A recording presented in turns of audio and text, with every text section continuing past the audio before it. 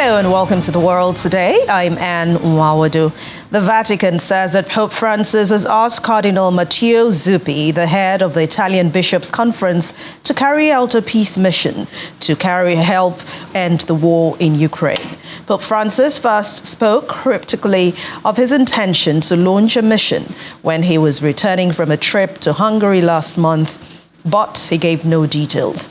A Vatican diplomatic source said that Zuppi will try to meet separately with Ukrainian President Volodymyr Zelensky and Russian President Vladimir Putin. The Vatican said in a statement that the 67-year-old Cardinal Matteo Zuppi will carry out the mission in accordance with the Vatican Secretariat of State to contribute to reducing tensions of the conflict in Ukraine, in the hope, never giving up by the Holy Father, that cold start peace processes there. Cardinal Matteo Zuppi hails from Saint Egidio community, the Rome-based peace and justice group, which has in 1992 brokered a deal that ended the civil war in Mozambique, which had killed about 1 million people and displaced about 4 million others. However, the Vatican said the timing and specifics of this mission are still being worked out. At least 8 people have been wounded and scores of buildings damaged in a Russian attack overnight at the Dnipropetrovsk region in Ukraine. The Air Force said the Russia targeted military and infrastructure facilities in the regional capital, Dnipro, and the area surrounding the area using 16 different types of missiles and 20 shaped 160, 136 and 131 strike drones. The air defense brought down 20 Russian drones and 4 cruise missiles. With the Ukrainian counteroffensive looming, Russia has intensified its missile and drone strikes this month after a lull of nearly 2 months. Waves of attacks now come several times in just 1 week, which is the heaviest of the war. Let's talk about the tussle for Bakhmut, where the head of the Wagner mercenary group has claimed that his forces had completely seized the eastern Ukrainian city. Yevgeny Prigozhin said in a voice message on Telegram that no Ukrainian soldier was left standing in Bakhmut and that the Wagner fighters controlled the city completely. The statement came after Ukraine said it still held on to parts of the eastern city just last week. The chief said that his forces will leave the front line in eastern Ukraine on May the 25th after capturing all the territories they promised to capture and the last square centimeter. He also adds that he is handing over his position to the Russian military Ministry of Defense after the Wagner forces leave the front line. Meanwhile, Russian President Vladimir Putin congratulated the Wagner mercenary force and the Russian troops for claiming the city, while Prigozhin played down the role of the regular Russian army, saying in the voice message that practically no one from the army helped us.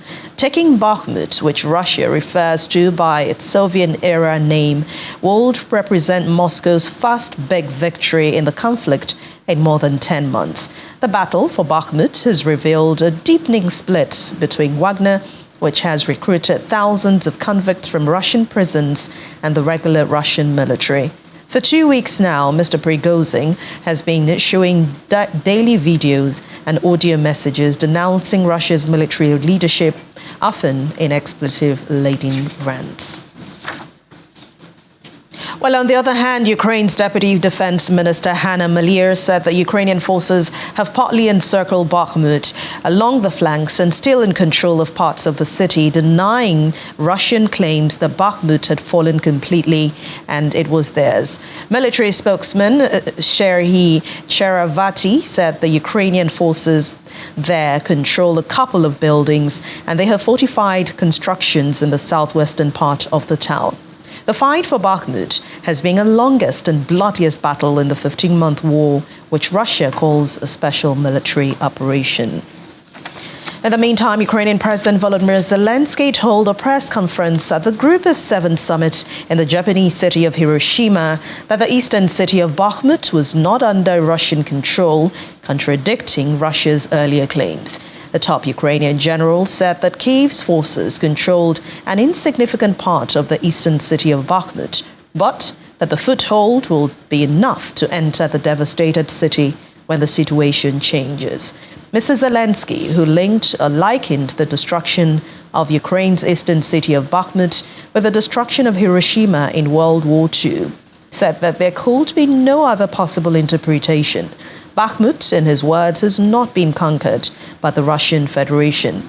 Leaders of the world's highest democracies said at a 3-day G7 summit that they will not back down from supporting Ukraine, in a warning to Russian President Vladimir Putin as he claimed to have taken the city of Bakhmut. Still on the war, Ukrainian President Volodymyr Zelensky said that he was confident that Kiev would receive supplies of F-16 fighter jets from the West to help repel Russia's full-scale invasion of his country. Speaking at a news conference of the Group of Seven summit, he said in his words, "We will have the planes. I cannot say for now how many.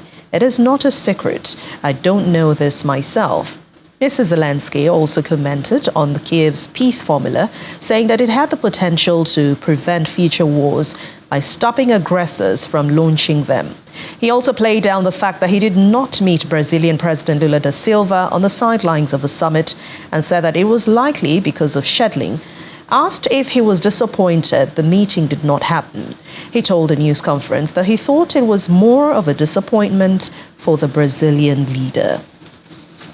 For U.S. President Joe Biden, he said that he had received a flat assurance from Ukrainian President Volodymyr Zelensky that he will not use Western-provided F-16 fighter jets to go into Russian territory. Mr. Biden told reporters in Hiroshima, Japan, at the conclusion of the meeting of world leaders that F-16 warplanes could be used wherever Russian troops are within Ukraine and the area. He also said it was highly unlikely that the planes will be used in any Ukrainian offensive in the coming weeks, but that Ukrainian troops could need such weapons to defend themselves against Russian forces beyond their current reach. And this morning, I once more shared and assured President Zelensky, together with all G7 members and our allies and partners around the world, that we will not waver. Putin will not break our resolve as he thought he could 2 years ago, almost 3 years ago. We're going to continue to provide economic, humanitarian, and security assistance to Ukraine so it can stand strong as long as it needs it. You know, in my private meeting with President Zelensky after the G7 meeting and with his staff, I told him the United States, together with our allies and partners, is going to begin training Ukrainian pilots in fourth-generation fighter aircraft, including F-16s, to strengthen Ukraine's Air Force as part of a long-term commitment to Ukraine's ability to defend itself. We provided the last year all that they needed to deal with what they were dealing with at the moment. And that's when now we're moving in the direction of putting them in a position to be able to defend themselves in ways beyond what they've had to deal with so far. I have a flat assurance from Zelensky that they will not use it to go on and move into Russian geographic territory. But wherever Russian troops are within Ukraine and the area, they would be able to do that. We should have an open hotline. At the Bali conference, that's what the President Xi and I agreed we were going to do and meet on. And then this silly balloon that was carrying 2 freight cars worth of spine equipment was flying over the United States, and it got shot down, and everything changed in terms of talking to one another. I think you're going to see that begin to thaw very shortly. Now, we're also united in our approach to the People's Republic of China. And the joint statement released yesterday outlines the shared principles we've all agreed at the G7 and beyond in dealing with China.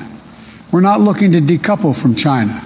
We're looking to de-risk and diversify our relationship with China. That means taking steps to diversify our supply chains, and we're not dependent on any one country for necessary product. I've spoken at length with President Moon of South Korea. He came to Washington of late. He's agreed, we're all of the same agreement, that in fact we all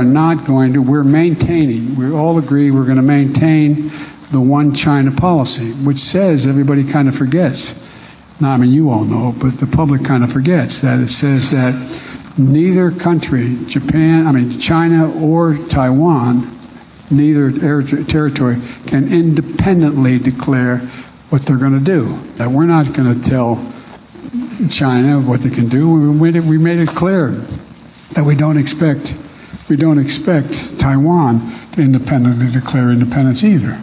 But in the meantime, we're going to continue to put Taiwan in a position that they can defend themselves. And there is clear understanding among most of our allies that, in fact, if China were to act unilaterally, there would be a response. It is building its military. And that's why I've made it clear that I'm not prepared to trade certain items with China. And when I was asked by President Xi why, I said, because you're using them to build nuclear weapons and other weapons of mass destruction, and I'm not going to do it. And we've now got commitment from all of our allies. They're not going to either provide that kind of material that allows them to do that. Meanwhile, U.S. President Joe Biden announced a new package of military aid of up to $375 million to Ukraine, telling Ukraine President Volodymyr Zelensky that the United States was doing all it could to strengthen Ukraine's defense for the war with Russia. Mr. Biden said the military aid package included ammunition, artillery, armored vehicles, and training. The United States continues to do all we can to strengthen Ukraine's ability to defend itself, including launching some new joint efforts with our partners to train Ukrainian pilots on fourth-generation fighter aircraft like the F-16. And this week, the G7 also imposed hundreds of new sanctions and export controls against Russia's assets to ensure that we keep pressure on Putin to hold his backers accountable for this war, either sanctioning them as well. And today I'm announcing the next tranche of U.S. security assistance to Ukraine, a package that includes more ammunition, artillery, armored vehicles to bolster Ukraine's battlefield abilities. And the United States continues to help Ukraine respond, recover, and rebuild. And we're also supporting your pursuit of a just peace, just one aspect of Ukraine's sovereignty and territorial integrity that has to be non-negotiable. It just has to happen. So, Mr. President, what the people of Ukraine are defending, what you've achieved is a matter for the entire world to observe, and they're in awe of what you've done so far, really and truly. It's incredible. Together with the entire G7, we have Ukraine's back, and I promise we're not going anywhere. So, thank you for being here. Thank you very much, Mr. President. First of all, thank you for your help, leadership, for your support, and really for this new package. That's great. Thank you very much from our people. And I'm so happy that, we have so strong relations with our people, that our people during all these challenges, they go shoulder to shoulder. I'm very thankful to American people, to you, your team, Congress, bipartisan support, and I'm happy that between our teams there are strong relations with Jake and Andrew and Mr. Blinken and our foreign minister, all of you, big team, and that really helped us. Thank you. I remember your last brave historical visit to Kyiv, and really our society highly appreciate for this, and we spoke about very difficult decisions, and you did it with the training mission. We are very thankful. I think it will give us. The Dutch Foreign Minister Volker Hoekstra says the training of Ukrainian pilots in F-16 fighter jets should start sooner rather than later after U.S. President Joe Biden expressed support for the Joint Allied Training Program. The EU Foreign Policy Chief, Joseph Borrell, said the next step would be to supply fighter jets to Ukraine, with Kiev saying that the F-16s are far more effective than the Soviet-era fighters it still uses. The decision we've now made is make sure we train pilots so that we are able, if we would decide to send fighter jets, that they're already prepared. But that is a separate decision that we're not discussing today. And again, I'm only going to repeat what I said before, that for the Netherlands there are no taboos. what our intent is to make sure that we do that sooner rather than later. But here and now, I'm not going to comment on the specifics, and I'm not going to mention a number of days or weeks or months, because I don't think it is helpful. That's a good thing coming of the G7, that finally they decided to prepare the ground in order to provide Ukraine with the jet fighters they need. So I think that the training of the pilots has already started. This is the first thing to do. And I hope that soon we could provide Ukraine with this kind of arms. British Prime Minister Rishi Sunak says the Ukrainian President Volodymyr Zelensky's presence at the Group of Seven Leaders Summit in Hiroshima over the weekend was a historic significance and sent a strong message of unity among G7 allies in the face of Russia's invasion of Ukraine. Mr. Zelensky had initially been scheduled to participate in the summit online, but was made a surprise visit to Japan on Saturday to attend in person. Pay tribute to my friend Vladimir. It was a privilege to welcome him to Chequers earlier this week. And I believe his attendance at this G7 was a moment of historic significance. The image of the G7 and our partners standing shoulder to shoulder with President Zelensky sends a powerful message about the unity and determination of the G7 allies. We will stand with Ukraine for as long as it takes, because their security is our security. The G7 strategy is clear. Our military, diplomatic and economic tools are all part of the Ukrainian counter-offensive. We're delivering more support on the battlefield through air defence, artillery, tanks and long-range missiles, which the UK was the first country to provide. We're supporting Ukraine to develop the air force it needs for the future, with the UK training Ukrainian pilots starting this summer.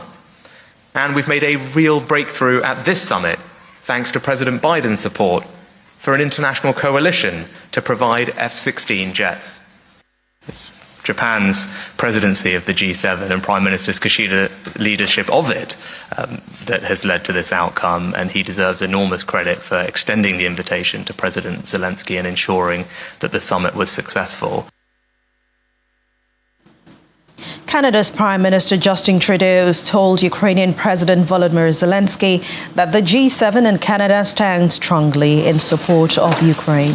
Mr. Trudeau and Mr. Zelensky met at Hiroshima, where the Group of Seven gatherings focused on undermining Russia and managing China with a show of force behind the Ukrainian leader. Western countries used the event to announce new sanctions against Moscow and vowed to pump even more weapons, military assistance and cash into the fight. I just have to say it is so good to see you. It is obviously important conversations going on. The G7 stands strongly in support of you, as does Canada, but really good conversations with emerging economies in the global context as well. Lots of good sessions this morning. But I have to say, we talk every few weeks, but it's so nice to be able to see you in person, and so nice to be able to actually talk directly like this. So I'm really happy. Welcome back. Russian Foreign Minister Sergei Lavrov said that the decisions taken by the Group of Seven countries, the G7, at their summit in Japan were aimed at the double containment of Russia and China. Addressing a televised conference, Mr. Lavrov reiterated Russia's claim that the West is using Ukraine as a tool to inflict a strategic defeat on Russia. The United States and its allies rejected that narrative, saying that they're helping Kyiv defend itself against illegal war. The G7 agreed to tighten sanctions against Moscow and pare back exposure to China. They also asked China to press Russia to halt its military aggression and immediately withdraw its forces from Ukraine. Lavrov said the West was putting pressure on countries to cut trade and economic ties with Russia, but Moscow had support from a lot of allies.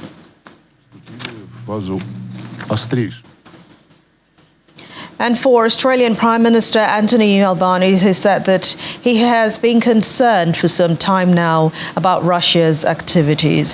He highlighted the chaffing or a dangerous interception of an Australian military plane in the South China Sea region by a Chinese fighter aircraft in May 2022. He also called on Beijing to provide transparency over diplomatic issues, like the case of detained Australian journalist Cheng Li. On the China language, we have said for some time that China's activity, and we've expressed concern for ourselves as well, the strafing of one of our aircraft, the other activity that we've seen has provided concern. We've expressed that concern in the past. We'll continue to do so. What we need to do is to make sure that we work in a way that enhances peace, security and stability in the region. We very clearly support the status quo when it comes to the Taiwan Straits. On every opportunity, we raise those issues because the detention of Cheng Li, for example, hasn't even been able to speak to her children. That's not appropriate. We need transparency. Australia will continue to make representations to China on behalf of our citizens. And I believe that we have. We've set out to do what we said we would. I support the G7 communiques about the international relations that we have.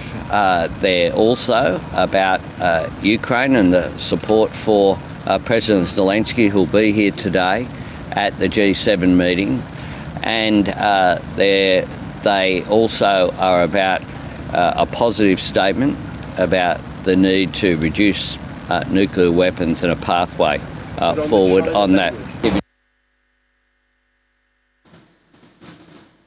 In Africa, South Africa's foreign minister in the presidency, Khumbudzo, is off to Russia to attend the international meeting of high-level officials responsible for security matters from the 23rd to the 25th of May in Russia. This is coming ahead of the planned peace mission of African leaders to mediate in Russia-Ukraine war. And that annual meeting is expected to discuss general trends in the international security situation, including global food security.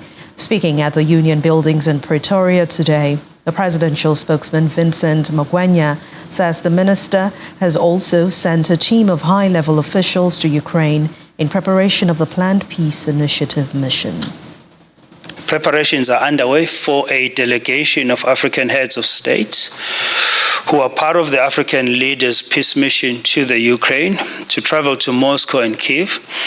As soon as dates are agreed, as well as all logistics and security arrangements are finalized with the two host countries, I think it is important that we remind ourselves of the motive behind not only this initiative, but all other initiatives that are aimed at reaching a peaceful conclusion to that conflict. The loss of lives and displacement of people has to be averted. From our side, from the African continent, the direct impact of our continent's food security and the ever-present threat of increasing food insecurity must be attended to, which the President believes can only change if you are able to begin a process towards a peaceful resolution to this devastating conflict.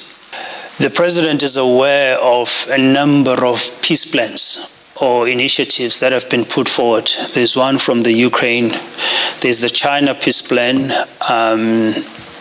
Government of Russia has also put forward its own peace plan.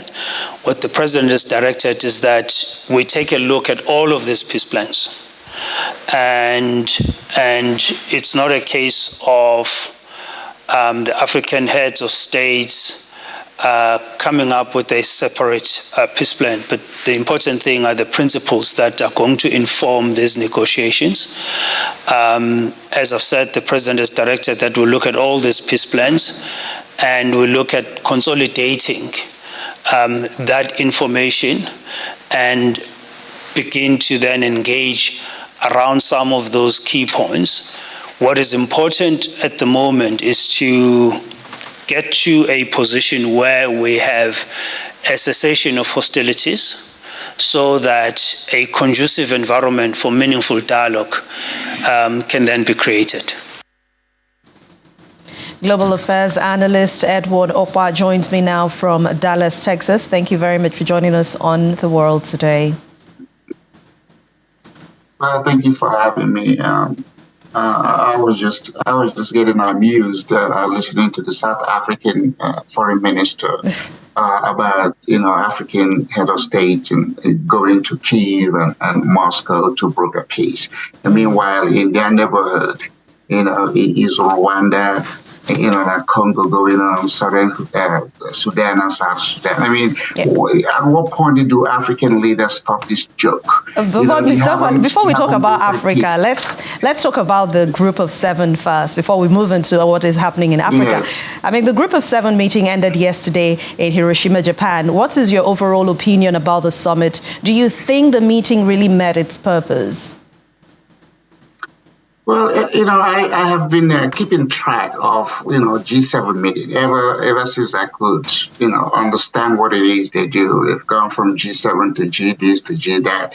But then, after the fact, I've always said, what are the gains? What are the collateral outcome of all these meetings? Except, showmanship on the world stage where they talk about, things that are pleasing and appeasing to them. But at the end of the day, nothing really gets done. So now you have 1 versus 7. That is, Putin versus the rest of everybody else. And they're all, helping Ukraine and promising all this stuff.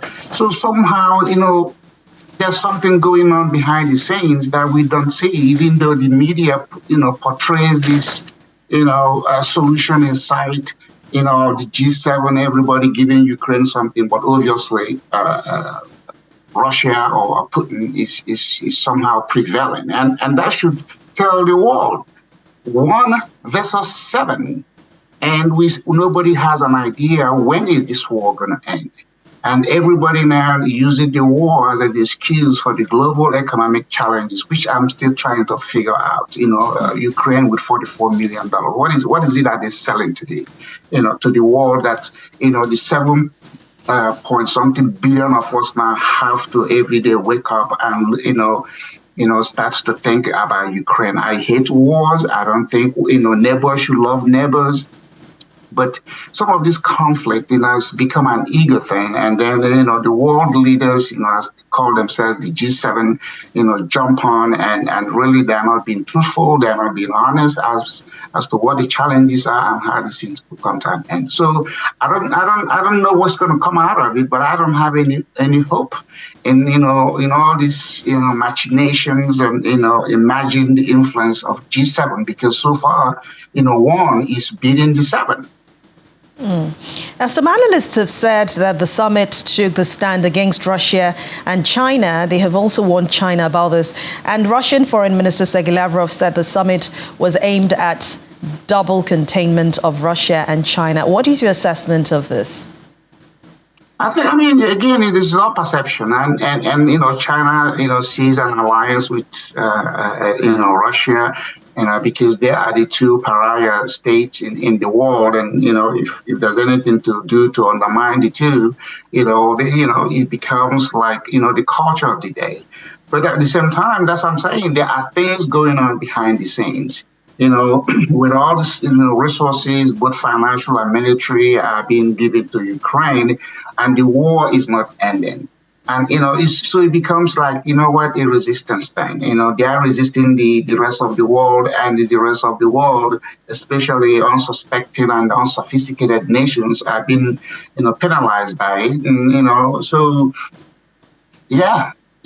China and Russia have found themselves, this is not like a convenience or a marriage of odd fellows. And that's because, And people don't like China for what China is doing globally, and nobody's ever loved, Russia because they have this notorious nature of being an isolated country. And Putin is feeling, hey, I'm a superpower. I should be invited to these things, and in order for me to be heard. But no, they just intentionally exclude him, and then he does what he's doing. And then there's the fear that, hey, if you push him too hard, he might push the button on nuclear power and then explode everybody or anybody around. I don't know, but I'm just thinking that in 21st century, for us to be subjected to these, drama and theatrics of what the so-called world leaders that are not solving any problems, it is a shame. There's homelessness, there's hunger, there is all kinds of diseases, plaguing the human race. But we are just concerned about, two neighbors who just hate each other. I'm just saying, tough luck. Hopefully, we come to an end someday. Well, Mr. Edward, I mean, from what we have seen, the war has affected some things, even in Africa too. But the U.S. has also announced its 38 military package for Ukraine, worth about $375 million. Are you saying that the West's military financial assistance to Kiev should not be happening? Well, because when you give aid or when you give assistance, you want to see an outcome that is commensurate to what you have given. It's more than $70-something billion that the U.S. have, thus far committed to Ukraine. Since this war is ended. Started. About 2 years or barely 2 years ago. And so with all that money and material, not just money, material, financial, there's financial package, there's the humanitarian, there's the military. What is it have happened to justify keep giving Ukraine the resources? Do we pull back and say, okay, let's get to the humanitarian aspect? Putin and Zelensky get in a room, let the rest of these G7 people listen to them. Face to face, not you go see one and you don't see the other.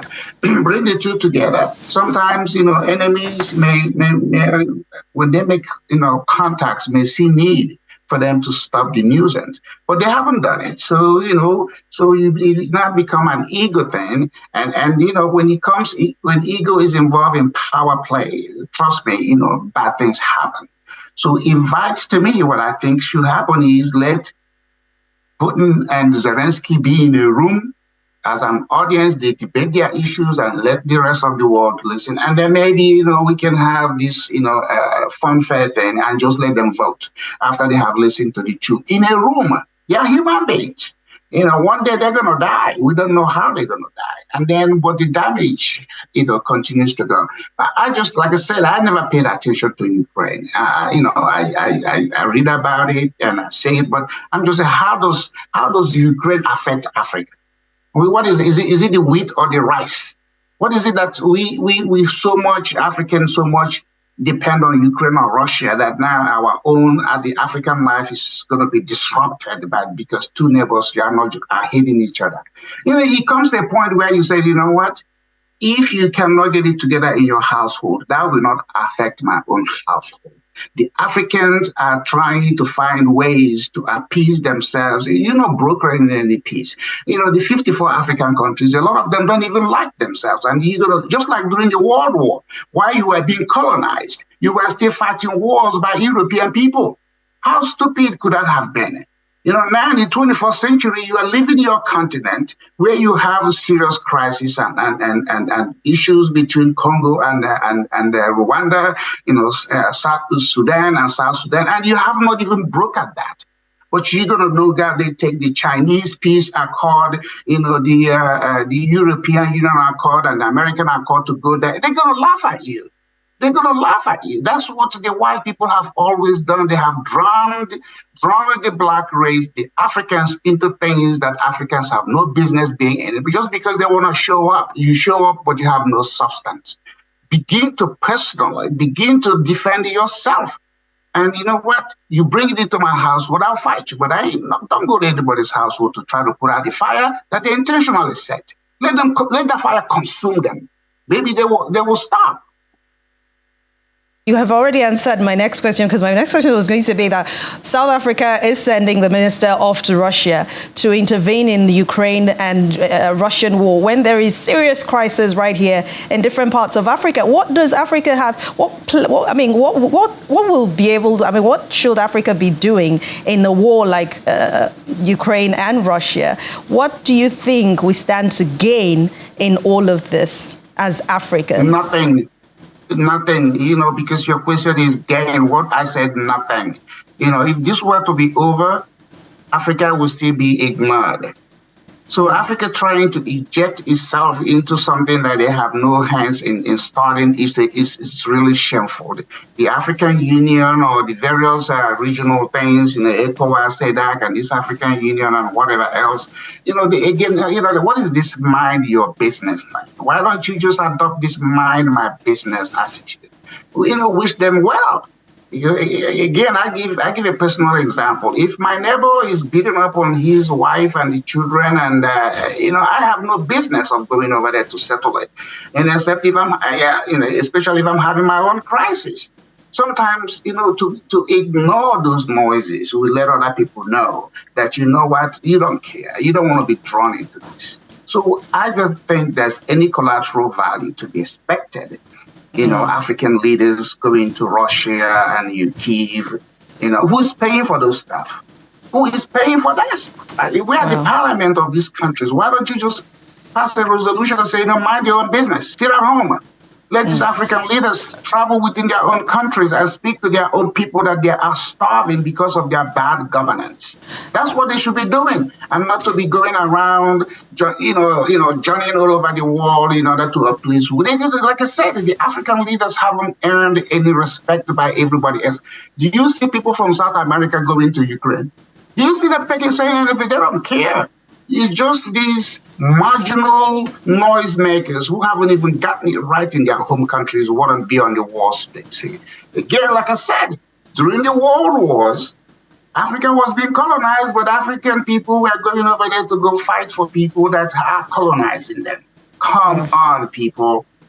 Mr. Okwa, while we try to mind our business as Africans, this war has to end. So this war has dragged for over a year now, with many countries like France, Brazil, China, all standing as mediators, but trying to end this conflict. What country or even countries do you really think can stand to broker peace between Russia and Ukraine? You have talked about trying to bring both presidents into the same room, to the negotiating table, to discuss this. Which country do you think can do this? I don't even think America can do it. I don't think anybody can. Let's just make it that just some kind of personal thing. If a husband and wife are deciding to divorce each other, I don't care what the pastor, the pope, or the priest said, they want to go their separate ways. So what you want to do is, what are the terms and conditions of this divorce? So that everybody can now go mind their own business and, be separate but equal. So I don't know what, America can do it. America is probably doing this to, keep putting this falsehood that we are the policeman of the world. We're going to go anywhere there's a conflict. I live in America. Please come see my neighborhood. There are social economic crises where we're pumping money and giving to Ukraine and giving to everybody else. But at home, Americans are homeless. There are job crises. There are all kinds of immigration issues with our southern border. So again, I'm just saying we are no longer in the whatever century where people are ignorant, where information takes forever to get to people. Now it's instant. So with this instant messaging, why are you so concerned about something that is remotely far away from you? Why? Again, I love peace. I don't engage in war. But I am going to be the least person to be concerned about somebody destroying their own home when I should have my own intact. Our countries are our homes. We should be able and cultivate this mentality of, hey, I'm going to defend my own. I'm going to defend my own country, and I'm going to do everything humanly possible. But again, go ask any pastor. If you try to go, unite two couples that are trying to go their separate ways, you're wasting your time. Ukraine and Russia, even though they are neighbors, are oil and water. Oil and water in a container. What do? They don't mix. Can never mix. and we're going to separate each other. So allow them to be separated. But if they decided to, again, I'm not being inhumane, if they decide to crush themselves, let the world just watch it happen. Maybe other people can learn a lesson. You know, sometimes when you unduly inject yourself in a situation you are not supposed to, then you are encouraging somebody to be irresponsible. Okay? Sometimes let them implode. And then maybe everybody can say, oh, nobody's coming to my rescue, I'm going to stop this nuisance. But as long as people are constantly paying attention, especially again for Africans, paying attention for something that, what's the distance between the African border and the Ukraine and Russia? Can anybody tell me? Thank you very much, Global Affairs Analyst. That is affecting your economy. Now do it for yourself. Because, this is time you're not going to say, you know what, I don't need these people. Is it wheat? Is it rice? What is it that we're getting from? I mean, come on, you live in Nigeria. What's the product you have bought from Ukraine? What is Ukraine? What is it that Ukraine has sold to Nigeria that Nigerians are going to be concerned? Nigerians are 200 million people, and then there's Ukrainians are 44 million. So for every Ukrainian, there's 4 or 5 Nigerians, and they're going to do what to you? Tell them, wish them good luck. Sometimes love is about tough luck. You know what I mean? Even in our own families, sometimes you have to show that tough love. So all right, thank you very much. I think that's a good place to end it. Thank you very much, Global Affairs Analyst Edward Opah, for your interesting contribution on the world today. We hope to speak to you again soon. Thank you for having me. Have a good day.